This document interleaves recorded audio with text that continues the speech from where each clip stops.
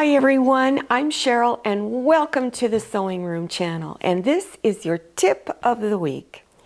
I'm going to give you some of my favorite quick tips because these are things I get asked about all the time. You're a beginner and you want to know what kind of fabric you should buy. Always keep in mind budget. If you're new to sewing, don't buy expensive fabric. Buy the least expensive fabric you can find. Always go to the clearance table first and buy just a small amount. Take on a small project. If you want to start learning how to make clothing, I recommend you work on some existing clothing that's already made. In other words, take some of your clothing and alter it. Maybe something you don't wear anymore. Learn how to do a hem, a blind hem stitch on your sewing machine. Also, learn how to take in a seam. If you don't have any clothing that you can alter, go to a thrift shop and buy secondhand clothing and practice on it. Okay, if you're new or you're returning to sewing after sewing many years ago and you need a refresher, I have a tutorial that will teach you how to read these patterns that you can purchase. It's a whole different language. I show you how to read the back of the envelope and what it all means, because this is real important information. I also go over the pattern instruction sheet explaining almost all of the terms you may run into on it. I highly recommend it. That link is below your YouTube screen in the description section. Again, it's called How to Read a Pattern.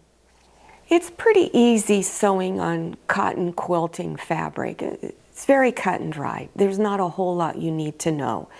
But let's say you want to sew a neck scarf and you want to use chiffon or some very thin fabric.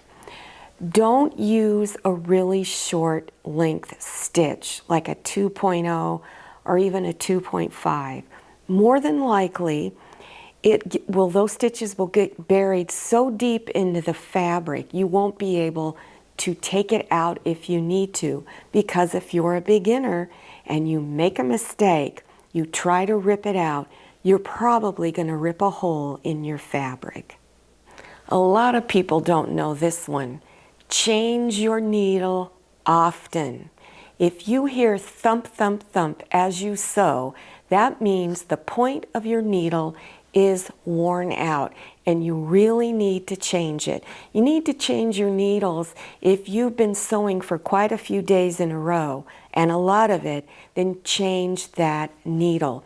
If you don't know how to change the needle, I have a tutorial down below. It's one of my beginner's sewing machine tips on how to change a needle. Again, it's in the description section.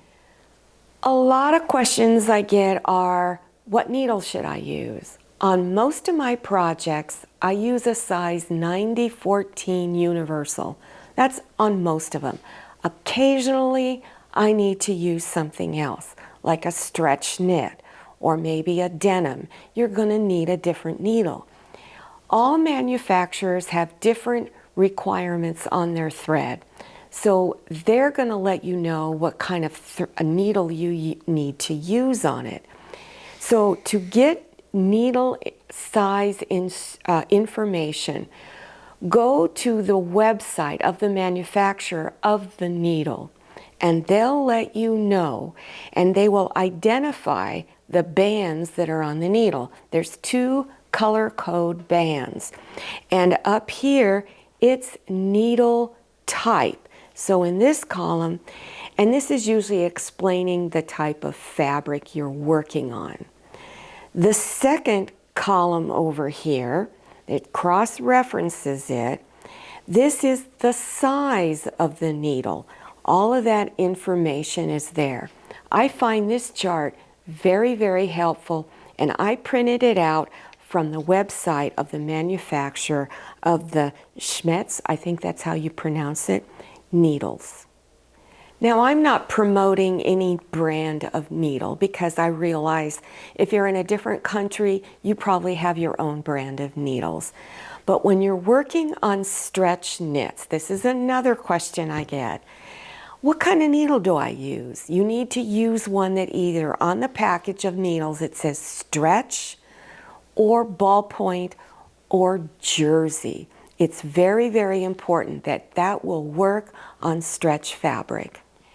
When you are working on stretch knits, you want to make sure you use a zigzag stitch, a small zigzag stitch, because if you use a straight stitch and you pull on that fabric, your straight stitch will break. The zigzag stitch will give and allow the fabric to stretch. If you're stitching and you look at the bottom of your fabric and you notice you have a bunch of loops underneath, and you're wondering, well, what did I do? I was sewing on something prior to and it didn't do that. But if you changed your bobbin thread, you might have put the bobbin in backwards. So look at how your thread is coming out of the bobbin case. If it's coming out on your right side, towards the right side of your body, that's the wrong place. You need to take your bobbin out, flip it over so that it's coming out towards the left side of your body. And then always rethread your upper thread. Many of you might have 2 throat plates that come with your machine. And it's important that you know which throat plate to have on, depending on what stitch and needle type you're using. So for instance, in this one, this is where the needle goes through, that single hole right there. This is for straight stitch only. And you want this on there when you're doing a straight stitch. If you use the next one I'm going to show you, it could cause, when your needle goes down, it could cause your fabric to go down inside and get stuck. This is the wide hole throat plate. So if you're doing a straight stitch and you're using this one, you might risk having your fabric get jammed. This throat plate is designed for twin needles, where you have 2 needles going down at the same time, or big zigzag stitches and other decorative stitching. Keep little pieces of fabric next to your sewing machine and always test stitch every time you're going to do something different on maybe some new fabric you're not used to working with, or you've changed the stitch length. Whatever you've done that's different, always test it out on scrap fabric. If you're going to do a quilting stitch pattern, always test it on scrap fabric with your cotton batting underneath it first. This is a little brush that came with one of my sewing machines. Not all of my sewing machines came with a little brush, but one of them did. And this is great for cleaning your machine. And yes, you need to clean your machine, and you need to clean it often. So if you've been sewing a lot that day, you want to remove the throat plate, take the bobbin out and the bobbin case holder, and collect the dust that's in there. Don't use one of those blowers to blow the dust out of your machine, because all it's doing is blowing the thread dust down inside your machine, causing a bigger mess to happen. At least once a year, take your machine in for cleaning and other maintenance items that may need to be checked. Whenever you learn something new, or you try a different stitch pattern on your own and you discovered little things you need to remember to do, write it down and put it in a stitching notebook. So in my notebook, I'm going to open it up, and I've got all kinds of things. How to do a buttonhole. And in a lot of them, I have these little big envelopes that you can put pieces of paper in. I keep on how to measure the body, how that little thread, a needle chart. and other information, converting metric to inches. All of this information, different types of stitches.